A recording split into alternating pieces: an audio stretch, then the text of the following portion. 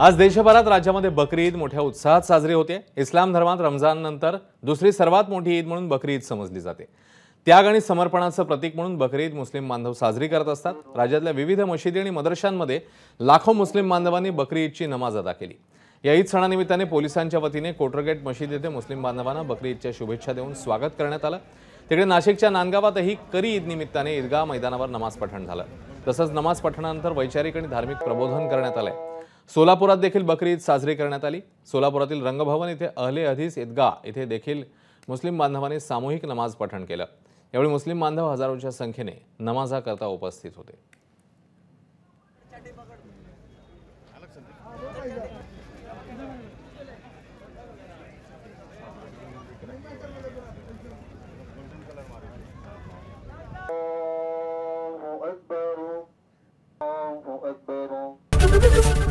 ABP माझा, उघडा डोळे बघा नीट।